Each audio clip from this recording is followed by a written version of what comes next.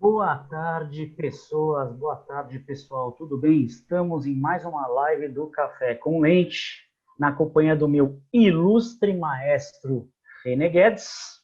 René, Olá, por gente, favor. tudo bem? Não fala isso, porque isso é quase uma falta de respeito, mas tudo bem. Tudo bem, tudo bem. Boa noite, gente. Boa noite, Jorge. Boa noite para todos os amigos que nos assistem.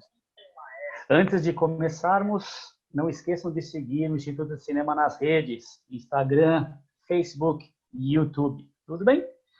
Vamos lá. Maestro, vamos falar do maestro. De quem vamos falar hoje, René? Hoje a gente vai falar de um dos titãs do cinema.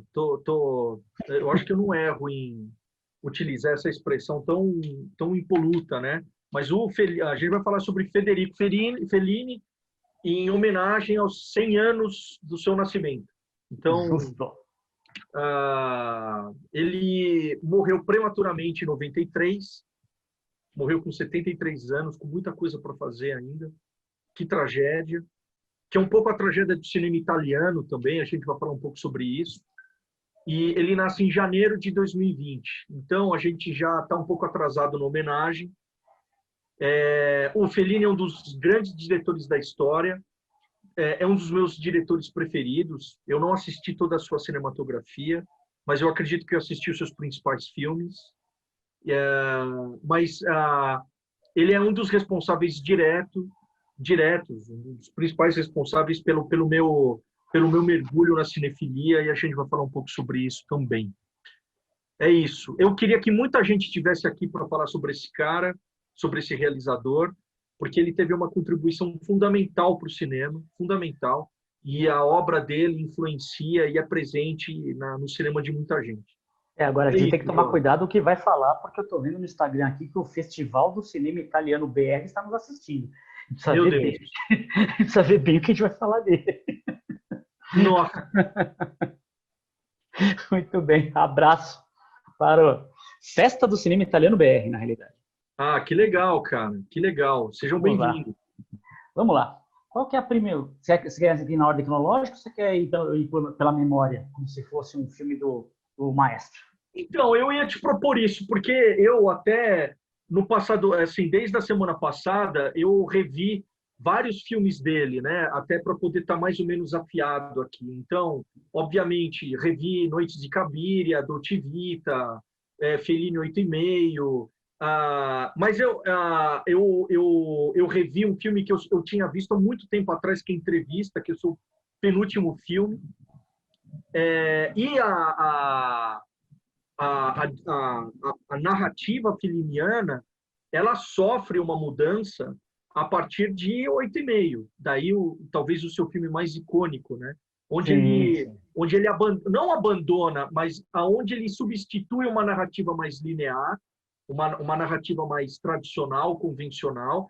Mas é importante dizer, mesmo com essa narrativa mais tradicional ou convencional, ele nunca colocou nas telas personagens convencionais ou tradicionais. Ele sempre foi muito habilidoso em extrair o que a sociedade italiana, em especial a sociedade romana, podia oferecer no sentido simbólico, visual, para o seu cinema. Tanto tem até uma passagem no Entrevista, a gente vai falar um pouco sobre esse filme, que uma jornalista japonesa pergunta para ele: Maestro, como é que você consegue achar pessoas tão estranhas para o seu filme, para os seus filmes, né? Porque ele tem essa capacidade de ele é obcecado por pessoas que não têm uma beleza convencional, né? Mas ele é obcecado pela beleza, e o cinema dele também é um pouco sobre isso. Eu acho que a melhor homenagem que a gente pode fazer a ele é recorrer à nossa memória, Jorge. Sim, sim, sim. Porque ele é o diretor da Amarcord. nostalgia, né? Então, aquela estratégia que a gente utilizou para falar do Alan Parker, eu acho que Ou não cabe para o maestro. nem pro Spielberg, eu acho que é melhor a gente falar dos filmes que nos tocaram, independente do momento em que eles foram realizados. Não, eu acho que a gente pode falar de alguns filmes que foram muito importantes para a carreira dele. Sim, além dos clássicos que todo mundo já sabe, né? Julieta dos Espíritos, A Doce Vida, Noite de Cabiria. Cara, e que na realidade nem é o meu favorito. Eu gosto muito de Cidade das Mulheres, em 1980. Não, eu vou perguntar depois. Cada um vai dar aqui os seus 3 melhores, né? Então, eu acho, Jorge, antes da gente começar a falar pelos filmes, eu acho que vale a pena a gente discutir um pouco alguns aspectos da direção do Fellini. O Fellini ele não é simplesmente um diretor. Ele é um sujeito que conseguiu construir universos fílmicos. Sim. Você assiste um filme do Fellini, você sabe que é um filme do Fellini. Ele é um universo à parte. Ele tem uma forma de se organizar diferente. O tempo corre diferente, as relações, a própria decupagem, obviamente. Então, ele é um diretor de uma assinatura estética, narrativa muito, muito, muito forte. Ele é um maestro na acepção da palavra. Eu acho que apesar de ele ser contemporâneo de outros grandes nomes do cinema italiano, né, Michelangelo Antonioni, o próprio Luchino Visconti, né, eu acho que ele tem a mise-en-scène dele é uma coisa que vai dialogar diretamente com o passo do fabulesco, né, da fantasia. E é bem diferente daquele cinema mais não é compartimentalizado a palavra, mas é mais parametrizado do Antonioni, aquela coisa mais ou do Visconti, aquela coisa mais aristocrática, cerebral, reflexiva. Não que os filmes do Fellini não permitam algum tipo de discussão mais crítica, de uma análise mais crítica do momento em que ele foi produzido, né? Vide Ensaio de Orquestra, de 78. Mas ele não tem a mesma preocupação que o Visconti e o Antonioni tem. O que você acha, René? Isso, para mim, pelo menos esse é o meu sentimento. Eu acho que não é a mesma preocupação. Não é. O Fellini, cara, é assim, tem uma entrevista que ele deu e é engraçado que ele transforma, porque o Fellini foi uma figuraça, né?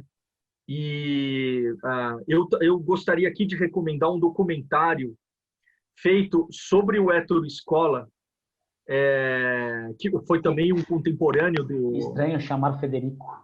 Um Estranho Chamado Federico. Cara, que Estranho Chamar Federico. Que filme maravilhoso. Lindo, maravilhoso. E das coisas mais extraordinárias desse documentário, e, cara, era um dos lugares que eu mais queria estar na minha vida.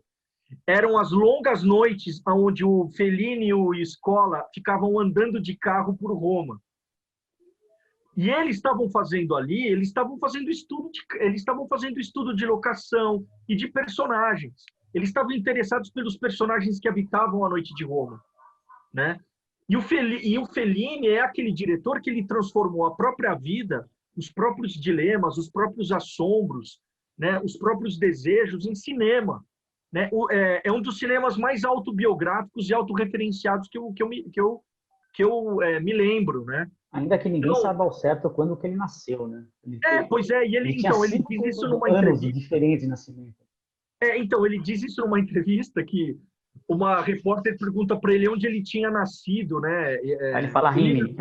Ele nasceu em Rimini, mas ele dizia que ora ele tinha nascido numa caravana de circo, ora ele tinha nascido num descampado. Toda hora ele dizia uma coisa diferente e a repórter, pergunta isso para ele, a jornalista. Mas espera aí, maestro, toda hora você diz uma coisa diferente sobre aspectos da sua vida. Ele diz assim, mas ninguém está interessado na verdade, filho. E isso um pouco é o filme dele. Então é assim, se ele flerta com o neorrealismo lá em Noites de Cabiria, no começo da carreira dele, ele vai, de forma absolutamente autoral e genial, estabelecer e traçar um caminho de muita independência. O Fellini, ele estabeleceu uma trajetória fílmica onde ele, obviamente, trocava com muita gente, mas ele liderava conceitualmente o seu cinema. Eu acho... Isso brilhante. Pouquíssimo, assim, Jorge, a gente bota nas mãos. É Truffaut,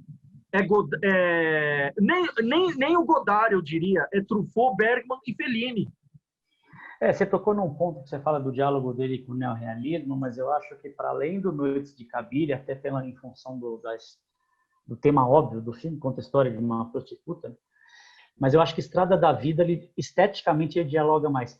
O Il Vitelloni, que é Os Boas-Vidas, também, mas eu acho que Estrada da Vida é o que melhor dialoga com essa estética defendida pelo Rossellini, pelo pelo Alberto Latuada, né? Eu acho que, em termos estéticos, a Estrada da Vida dialoga mais com o neorrealismo, mas em termos temáticos, o Noite de Cabiria continua em extenso diálogo, ainda que a vida da própria prostituta, né, protagonizada pela Giulietta Massina, ela é a vida de uma pessoa comum, de uma pessoa real, né, de uma pessoa que poderia existir naquele momento. Mas esse personagem, Jorge, são os personagens da vida do Fellini. Sim, né? O Fellini conta a história dessas vidas, da prostituta, do louco da praça,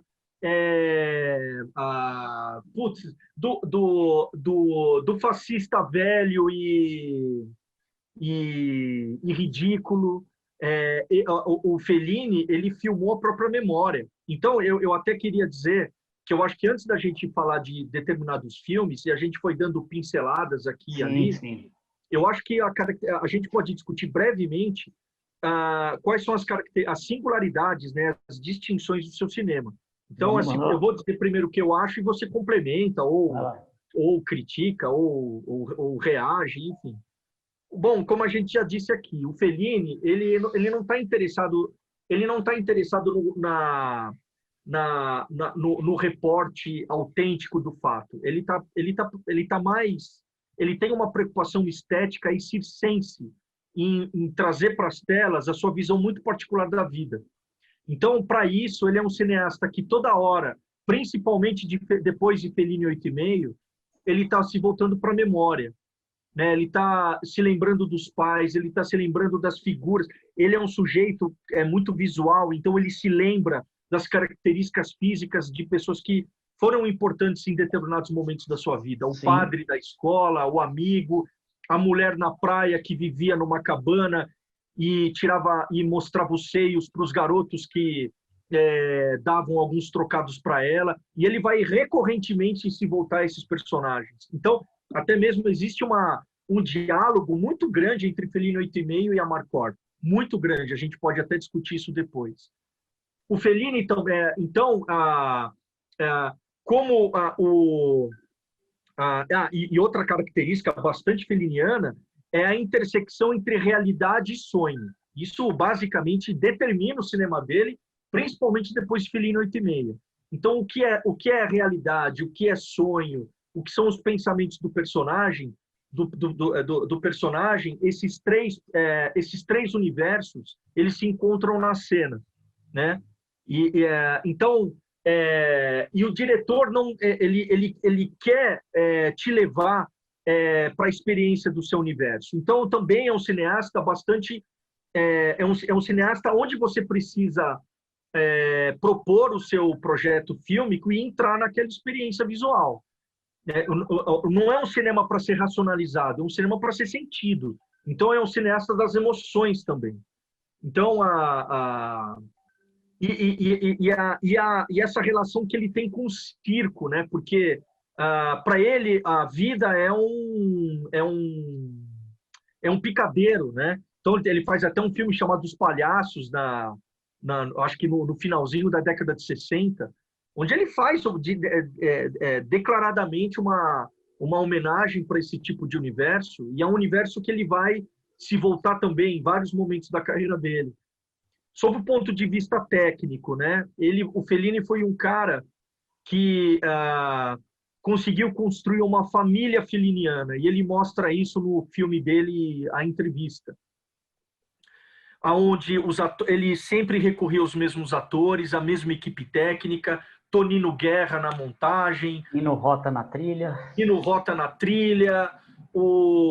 Esqueci o nome do sujeito que fazia a fotografia dele, mas ele era uma família, era um circo felliniano que avançava produzindo peças fílmicas que traduzissem o seu universo visual, imagético. Então ele é o diretor do deslumbre, do sonho, da intersecção da realidade com a imaginação, e a câmera dele é muito ágil, a câmera fica passeando pelo set, não é uma câmera antonionina, né? É uma câmera irrequieta, é um cineasta que também, assim como o Truffaut, amou muitas mulheres. Ele brinca com isso no Fellini 8,5, né? Sim, sim.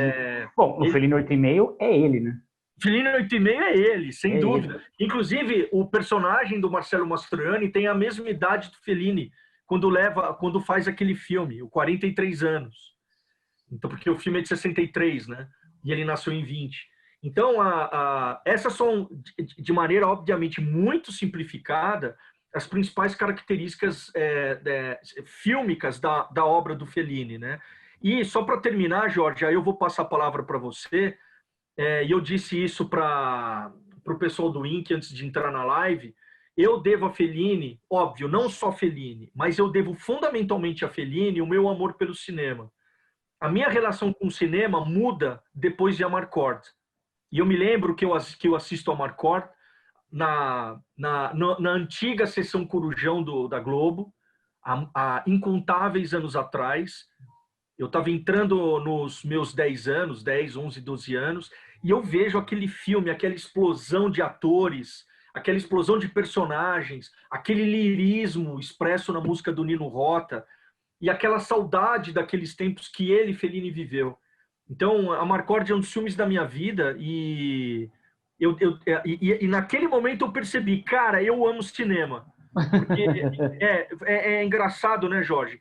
Eu amo cinema, eu já gostava muito de cinema. Eu era aquele garoto que eu dormia, eu chegava da escola e eu dormia na sexta-feira até umas 10, 11 horas, e eu acordava para poder atravessar a sessão Corujão, assistindo todos os filmes que estavam em cartaz. Então, a minha sensação de agradecimento pro maestro é extraordinária, né? Passo a palavra para você. Eu acho que a melhor forma de a gente discutir a obra do maestro, né, é discutir o impacto na nossa memória, né? A mim, eu compreendo que obviamente a importância do Fellini para a história do cinema, mas a minha cinefilia ela não teve a mesma entrada que o Fellini teve para você, entendeu?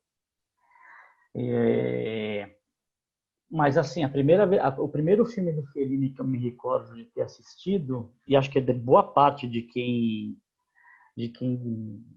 envereda por esse caminho, é sempre Noites de Cabiria, né?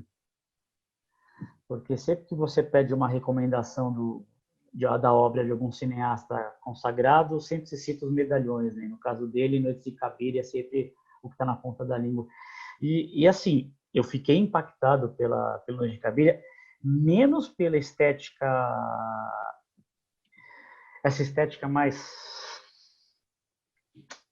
não é fabulesca, trabalha essa palavra, mas menos pela... Não, recapitulando, eu acho que o que me chama a atenção em Noites de Cabiria é que ele conta uma história de extrema gravidade, que é a vida de uma prostituta, sem, no entanto, abrir mão das características estéticas que você mencionou há pouco, essa perspectiva de se fazer uma coisa fantabulesca, uma coisa fabulesca, uma coisa que remete a esse universo do fantástico, entendeu? Então ele consegue, eu posso estar incorrendo em uma grande bobagem, porque faz anos que eu vi Noite de Cabiria pela última vez, mas essa estética, essa dosagem adequada de uma história obviamente grave, contada por uma perspectiva mais leve, essa dose bem, essa medida correta que foi dada para ele foi o que me chamou, para essa história foi o que me chamou a atenção no Noites de Cabiria. Porque ele soube contar essa história grave sobre uma estética um pouco mais amena. Acho que é isso que eu queria dizer. Mas não é de longe o que eu gostei mais.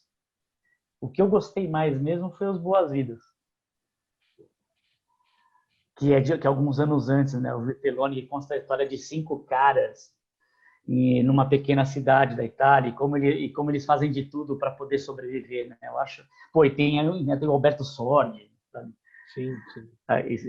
Sabe, o clássico ator do cinema italiano do período. esse foi o que me engajou mais, né, no cinema feliniano.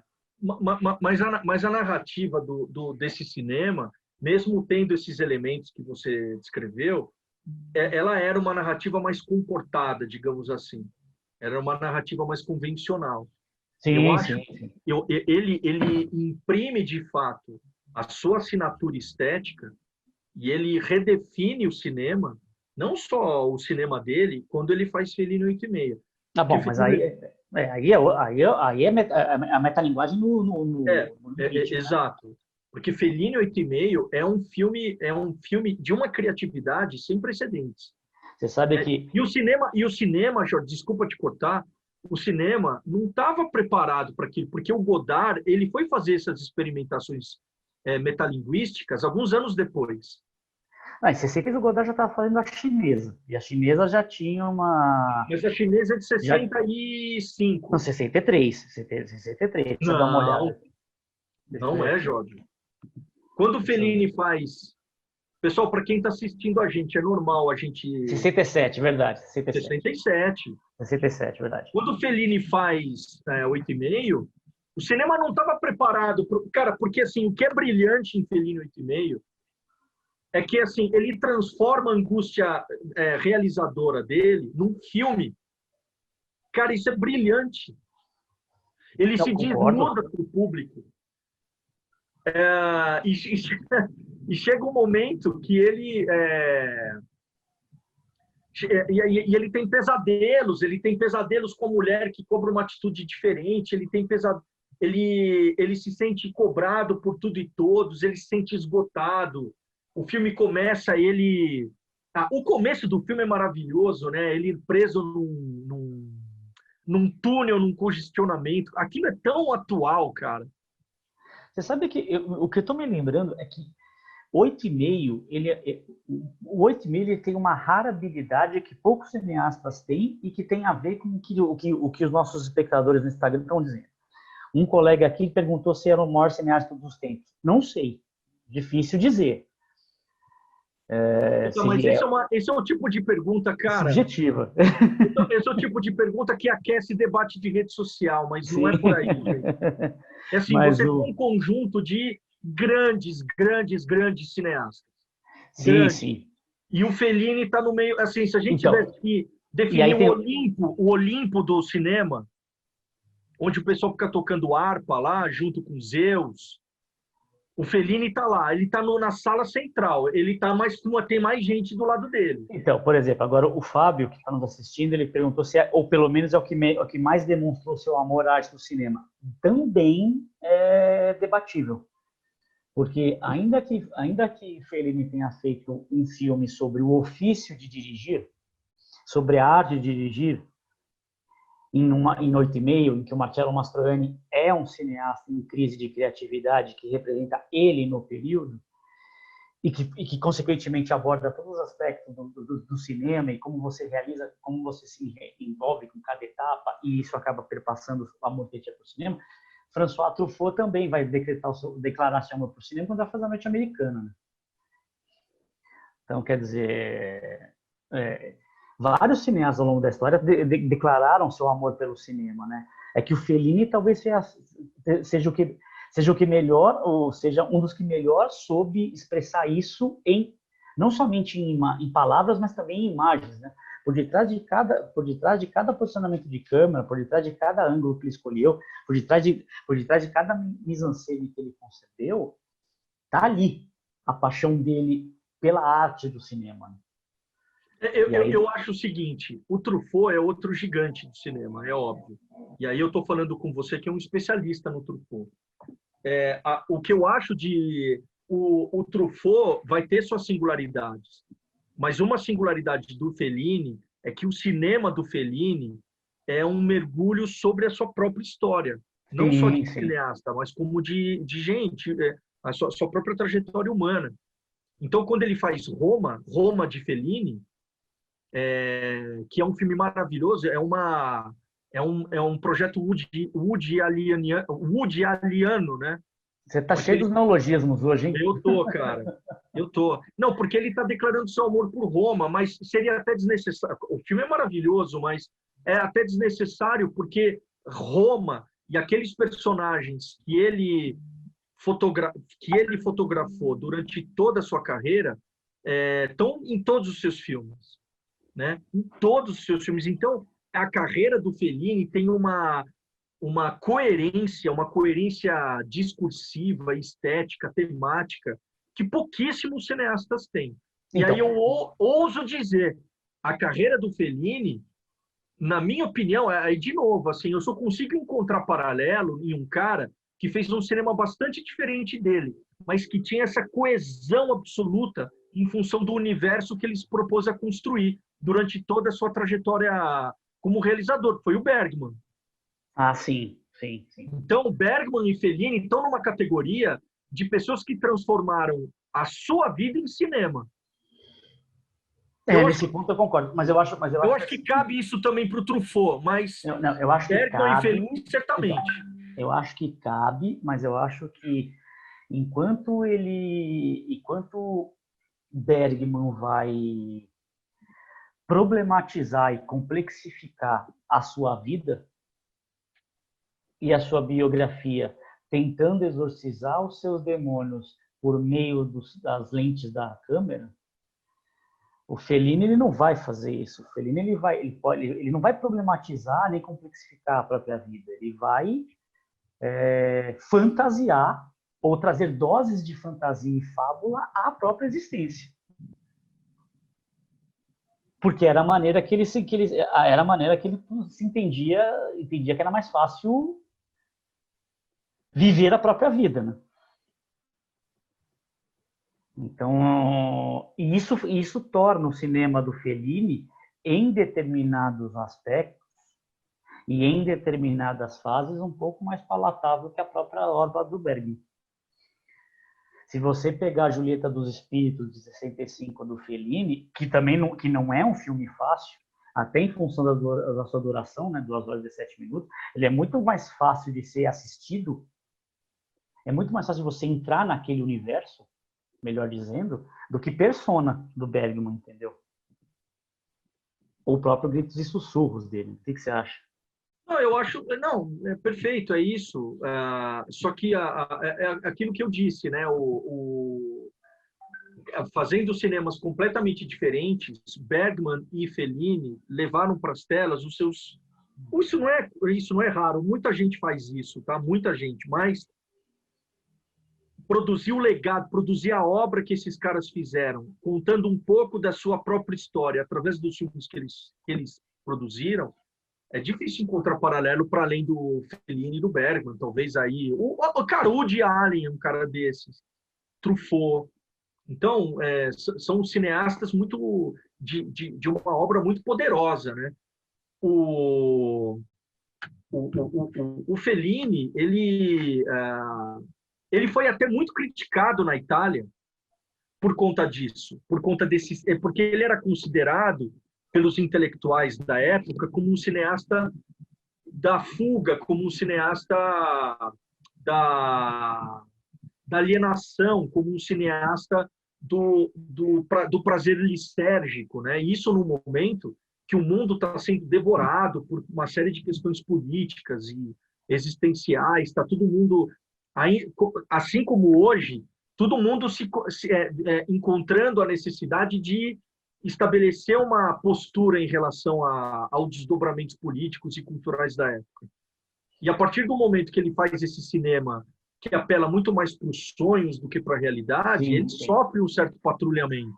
Não, né? o que é incrível é que assim, o roteiro de Roma, Cidade Aberta, do Rossellini é dele.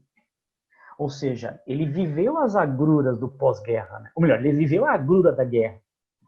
Ele testemunhou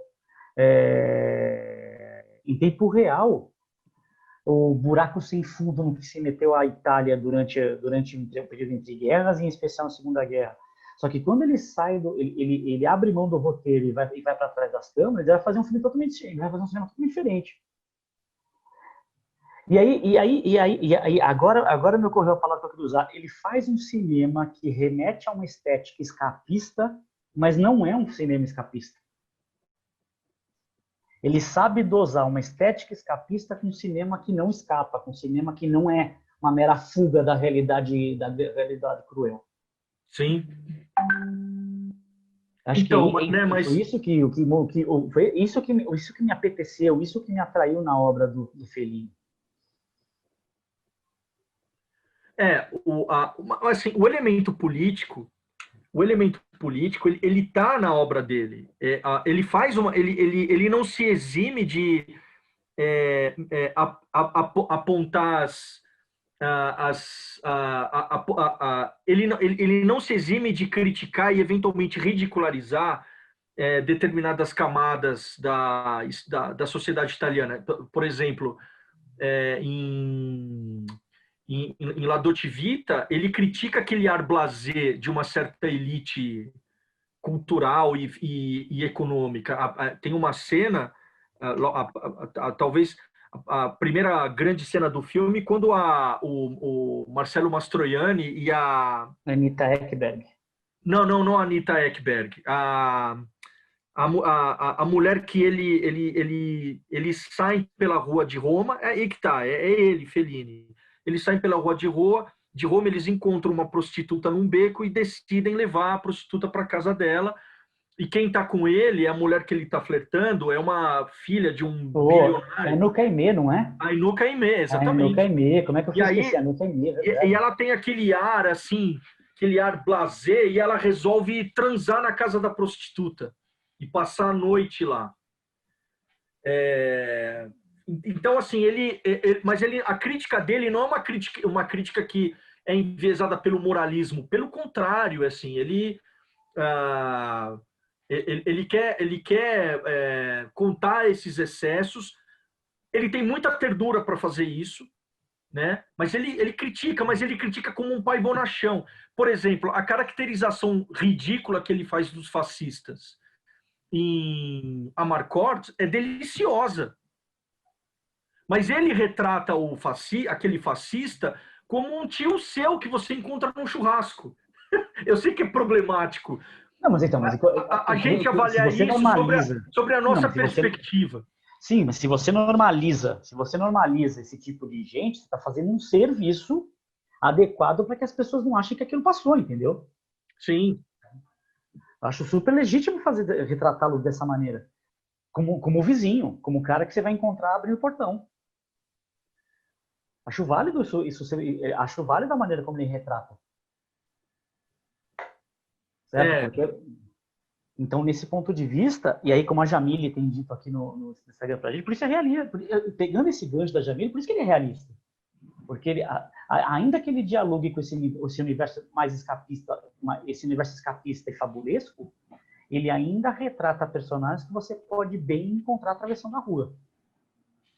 Mesmo que eles sejam escrachados, mesmo que eles sejam esculachados, você pode encontrar essas pessoas na rua. Não, você pode, principalmente, porque ele conhece a rua. Mas o que eu quero dizer é que depois de 8,5, e ele vai acelerar essa tendência depois de Amarcord, o cinema dele, a partir dos anos 70, o cinema dele vai vibrar muito em função da nostalgia e da memória. Muito. Muito. Tem um filme que é um pouco diferente de quase todos aqueles que ele dirigiu, que é Ensaio de Orquestra, que é um filme que eu amo. Que é um filme, é uma analogia ao governo italiano, né? É uma analogia ao momento italiano. Ao momento italiano. É uma analogia ao momento italiano. Porque quando o filme é do finalzinho dos anos 70, o que está acontecendo na Itália? As Brigadas Rossas declararam guerra ao Estado italiano, eles sequestram Aldo Moro, alguns anos antes, ex-primeiro-ministro italiano, assassinam ele e deixam o corpo no bagageiro de um carro na porta do parlamento.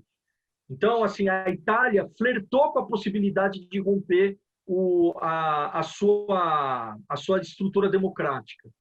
E você pode até considerar a crítica que ele faz como uma crítica conservadora. Porque quando ele faz ensaio de orquestra, a mensagem que o filme passa, através ele empresta todo o seu grande recurso visual, né? e o seu universo para vender a seguinte ideia: olha, nós italianos, nós separados, a gente não funciona como uma orquestra. Então, a gente precisa reconhecer as nossas diferenças.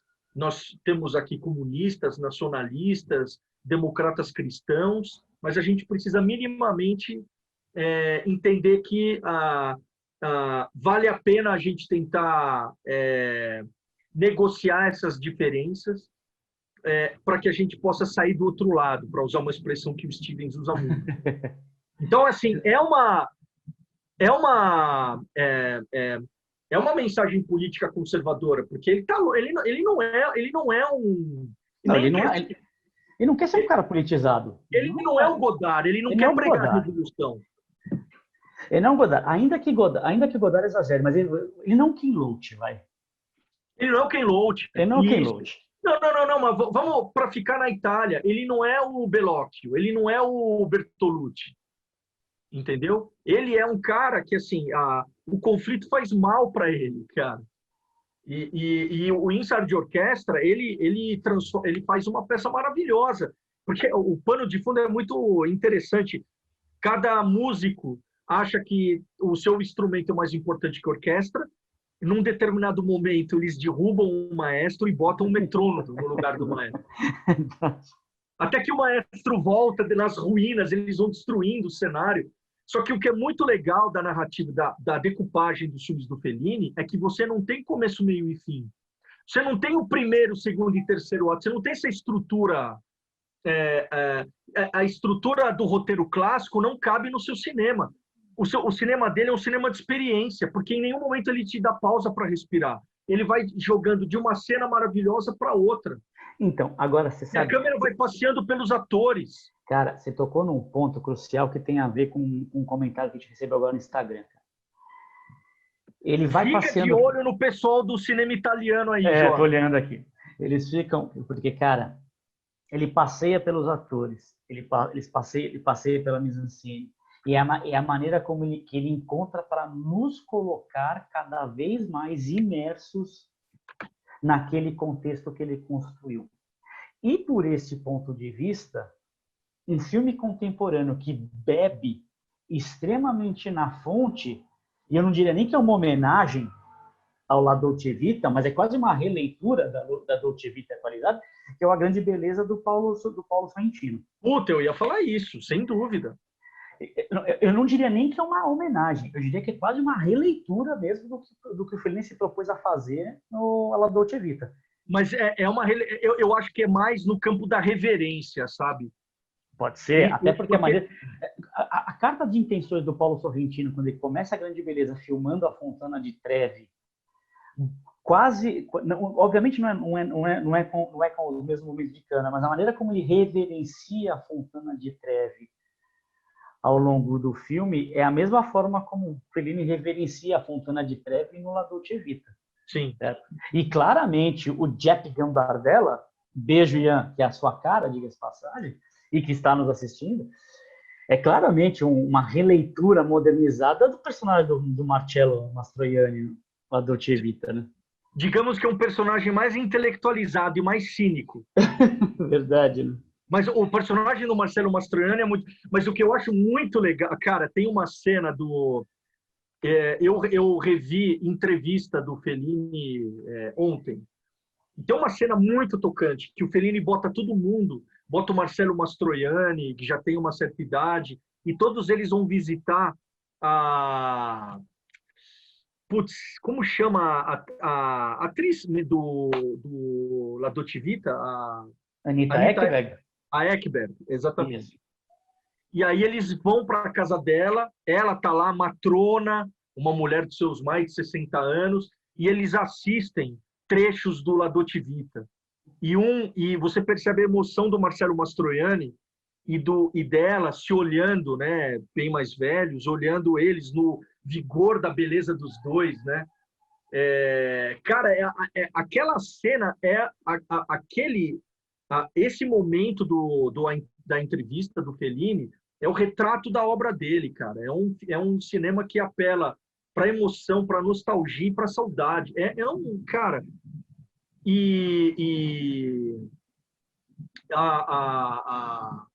O aspecto técnico mais impressionante, na minha opinião, do Fellini, dos filmes do Fellini, é exatamente essa câmera fluida.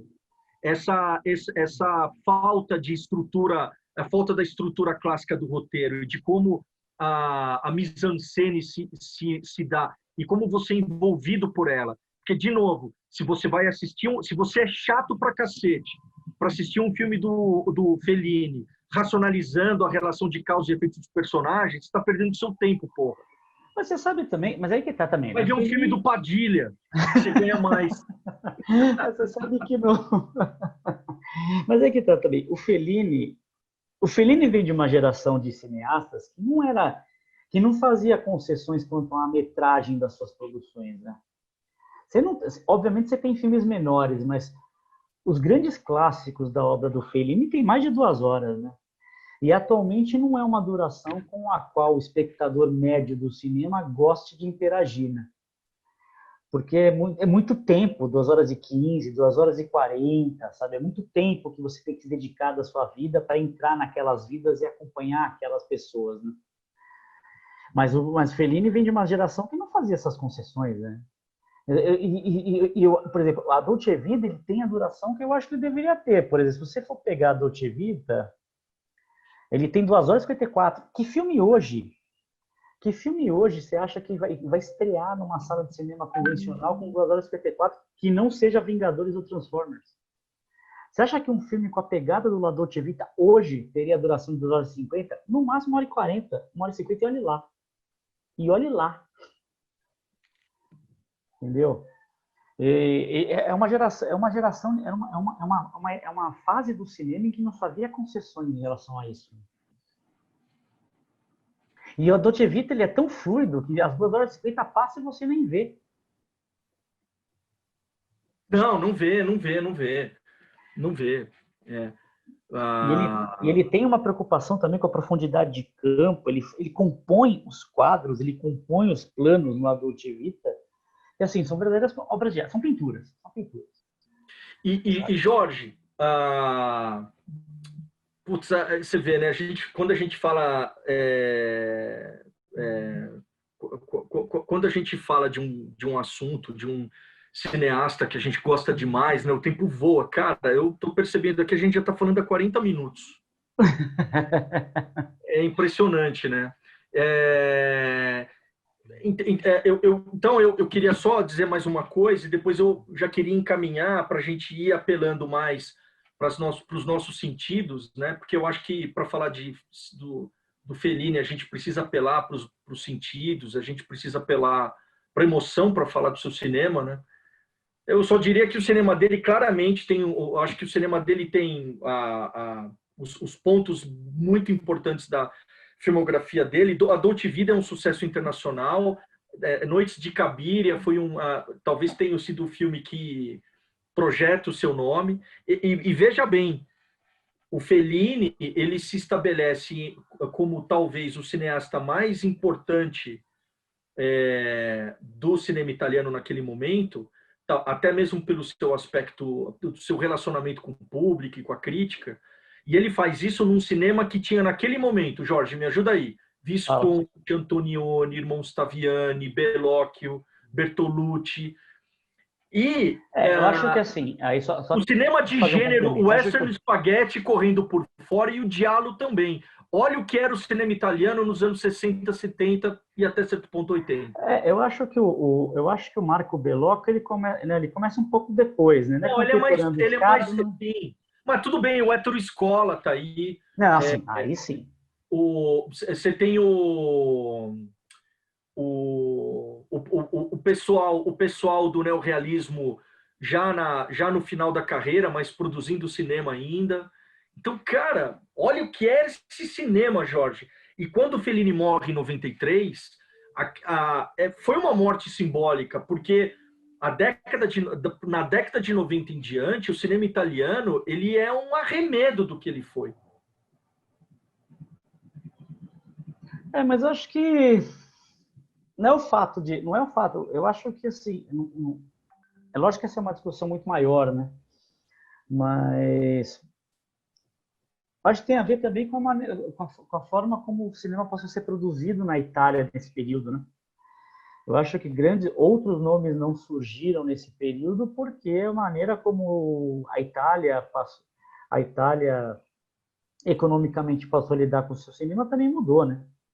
Não, e a aventura do Berlusconi foi muito danosa para a cultura, né? A cultura Exato. sofreu especialmente Não, no... e o Fábio aqui está nos falando, que lembrou de um nome que a gente não podia esquecer, o cinema politizado do Pasolini, né? Ah, Alegórico. putz, Pasolini, Pietro sem Paolo dúvida. Pasolini. Pasolini, sem dúvida. Pasolini que morre em 75. A Jamile perguntando quem fez o Leopardo, Luquino Visconti, clássico. Aliás, acho que eu vou rever hoje à noite. Vale a pena rever o Leopardo. Você vai revê-lo hoje? Ah, acho que vou. Vou Il encarar Gattopardo? Il Gattopardo. Que filmaço, meu Deus do céu. Jorge, bom, então assim, aí a carreira do Fellini, depois de Amarcord, principalmente depois de Amarcord, ela vai se enveredar pelo terreno da melancolia, do lirismo, fundamentalmente do lirismo, e da nostalgia. Então, Roma, Casanova, Ensaio de Casanova. Orquestra é meio que um ponto fora da curva, né? Mas lá na Vevá, Ginger e Fred, porra, são filmes que estão remetendo. É o Fellini já experiente, já maduro, já com mais de 50 anos, olhando para o passado, né? Mas ele tem um momento, ele tem um filme que eu gosto, mas eu entendo que ele possa ser um tanto problemático. Que ele faz 3 anos antes lá na Vevá, que é Cidade das Mulheres.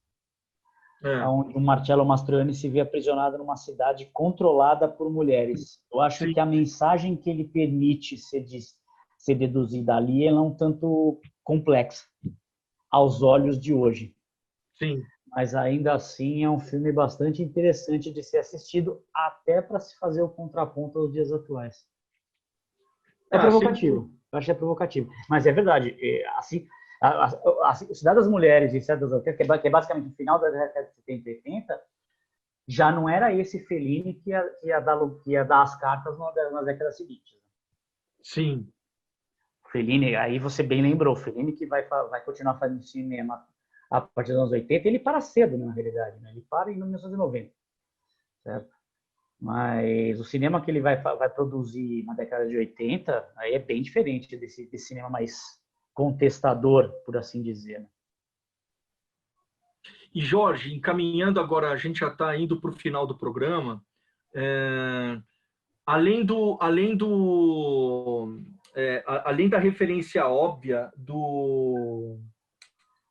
Puxa vida, como chama do diretor da Grande Beleza? Paulo Sorrentino. Além do Sorrentino, quem mais que você coloca como cineastas que tiveram a sua obra profundamente influenciada pela obra do Fellini?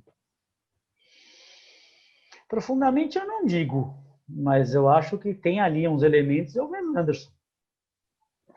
Acho que o Wes Anderson tem uns elementos ali. Cara, olha só, você tirou da manga essa, hein? Assim, tem elementos, mas porque eu estou pensando agora fluxo de consciência, entendeu? Acho que tem uns elementos estéticos ali, obviamente, mas assim, um ponto ou outro. Não estou dizendo que a cópia é escancarada do Fellini. Mas esse desconforto que alguns diálogos geram, esse inusitado de algumas relações que são construídas naquele tipo, no cinema dele, tem ali um certo diálogo com a obra do Fellini, mas acho que é só também. Eu acho assim, né? Eu vou falar um cineasta que eu sempre pensei isso e eu tô com medo de falar uma grande besteira, mas vai lá. Ele faz um cinema muito diferente do Fellini, mas ele tem uma característica muito comum do Fellini, que é esse cinema de profunda experiência, né? Quer dizer, sobe no carrinho, você vai passear 2 horas, 3 horas comigo. A minha mise-en-scène é muito específica, eu não vou dar suspiro para você, eu não vou facilitar a tua vida para você reconhecer a passagem de atos aqui. É uma viagem, uma experiência, que é o cinema do David Lynch. Nossa Senhora! Só que o David Lynch é um Fellini das trevas, né? É o Fellini que viajou no ácido, né? É um Fellini das trevas. que o Fellini é saudade, o que o Fellini é melancolia, é saudosismo, o David Lynch é perversão. Não, mas então, mas enquanto o Fellini dialoga com essa estética do sonho para remeter a uma memória de um passado ido e uma memória vívida de um passado ainda pungente, certo? O que o David Lynch vai fazer no seu ambiente onírico é totalmente adverso. Não, eu não tenho. Veja bem, Jorge, você entendeu o que eu disse, né? Não estou Não, estabelecendo uma entendi. relação, mas são dois cinemas que têm uma relação, eles propõem uma relação com o público que é parecida, ainda que esperando, porque as emoções que eles carregam são completamente diferentes, né? E não é todo o David Lynch que é assim também. Você tem o David Lynch no começo da carreira que é bem convencional. Convencional eu não diria, mas é mais palatável, né? Bom, eu acho que o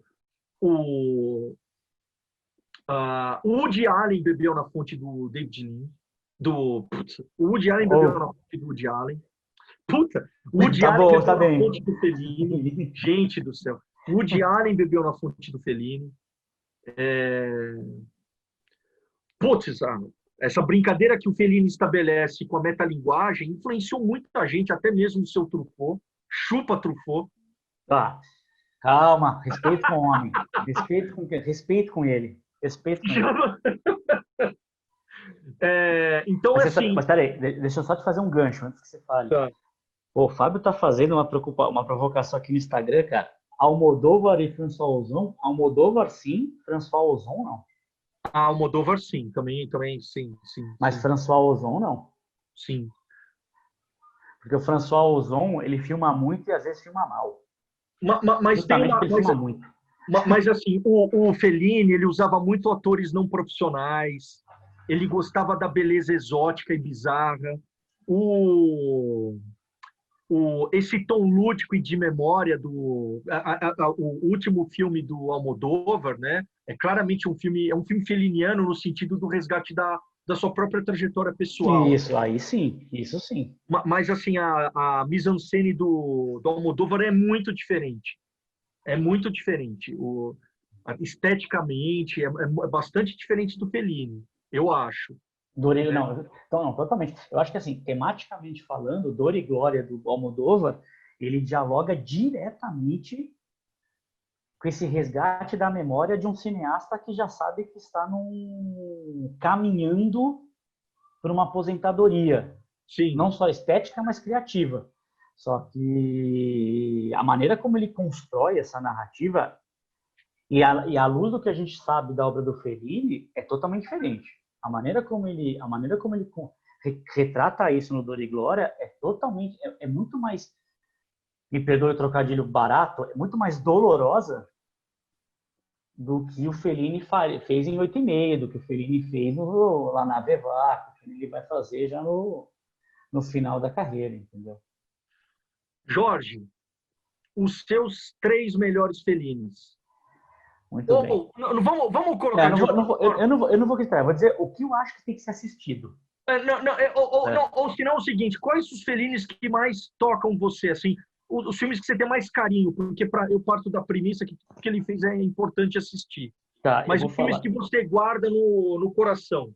A Dolce Vita, Estrada da Vida e Os Boas-Vidas. Eu guardo o Amarcord.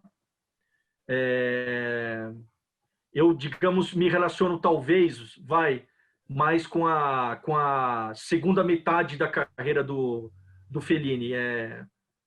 Fellini 8,5, Amarcord, e eu tô aí entre La Nave Vai e Roma. Tá bom, Roma. É isso. Mas você sabe que você falou, eu estava vendo aqui na filmografia dele, Julieta dos Espíritos também é bom, mas não, tudo bem, vou deixar os 3, a Doce Vida, Doce Vida, A Estrada da Vida e Os Boas-Vidas. Agora, se você tivesse que falar para algum incauto que está nos assistindo agora e nunca viu nada do Fellini, o que você diria para ele assistir hoje, correndo? Os Boas-Vidas. Os Boas-Vidas. Os Boas-Vidas. Os Boas-Vidas porque ele tem comédia, ele tem drama, Ele conta a história de cinco malandros, entendeu? Que buscam fazer o que precisa para sobreviver. Então, eu acho mais palatável aos olhos do dia de hoje. E como ele trafega por esses gêneros, né? Ele é comédia, mas ele também é drama. Então, ele faz essa boa mescla de gêneros que acaba se tornando atraente aos olhos, entendeu? Não, boa dica. Se eu pudesse recomendar para um incauto que não tenha ainda assistido nada do Fellini, depois dessa pessoa ajoelhar no milho, estou brincando, mas assim, eu recomendaria Fellini 8,5, porque a minha percepção é que é um dos filmes mais criativos da história, assim. E é um filme que compõe, né, ajuda a compor a própria iconografia do cinema, né? Eu concordo com você, mas eu acho que ele é um filme difícil. Como porta de entrada, acho difícil. Então, mas vamos lá, não vamos analisar, não vamos racionalizar. Assiste o filme, cara. Sabe, navegue naquela experiência, entendeu? Não vamos racionalizar, cara. O filme é lindo, porra. Não, isso é Vai lá, verdade. você vai gostar. Isso é verdade, isso é verdade. Né? Muito bem, pessoal. Tomamos um café gostoso hoje, né? Um café onírico, um café fabulesco, um café de memória, né, René? Tomamos, cara. Caiu uma lágrima aqui enquanto eu escuto ao longe uma música do Nino Rota. Nino Rota. E Saudoso Nino Rota. eu queria muito, óbvio, né? A gente precisa se submeter aos formatos, né? Sim. Mas adoraria estar com um grupo de gente agora, numa mesa de bar, falando sobre cinema e falando sobre Fellini. Cara, verdade. Assim, esse tema ficou me assombrando, né? Eu acho que o Fellini... Eu deixo eu contar rapidamente uma história no ápice das manifestações de 2013, que era aquela loucura, né? Todo mundo junto, aquele caos, ninguém sabia que direção aquilo ia tomar. Eu juro, gente, que eu sonhei no ápice daquelas manifestações, eu tinha ido eu sonhei numa conversa entre eu, Glauber e Fellini. Nossa. E a câmera do Fellini percorrendo a Avenida Paulista, filmando aquelas pessoas, fazendo graça daquela gente, e ele discutindo com o Glauber Rocha. Porque o Glauber tem um aspecto feliniano no Glauber, inclusive na mise-en-scène do Glauber. Tem. Tem essa câmera fluida, essa mise-en-scène experimentalista, né? Essa falta, essa ausência de barreiras pré-determinadas para encadear a história. Tem um elemento feliniano no Glauber, né? Sim. E eu juro que eu tive esse sonho. Bom, gente, eu espero que vocês tenham gostado. Jorge, foi um prazer. Bem. Foi um prazer também, Renê. Obrigado mais uma vez por hoje. Já queria convidá-los para a semana que vem, que nós vamos ter uma convidada especial e vamos falar sobre cinema e automobilismo. Alessandra Alves. Alessandra Alves estará conosco e vamos falar sobre o cinema e o automobilismo. 3 grandes filmes, dos quais 2 são Rush e Grand Prix. Mas tudo bem, meu caro. Não esqueça de seguir o Instituto de Cinema nas redes, Instagram, Facebook, YouTube, e esperem nos ver todos novamente na próxima sexta-feira, no mesmo horário, 18 horas. Tchau. Tchau, gente. Muito obrigado. Até mais. Tchau, tchau. Até mais, pessoal. Tchau.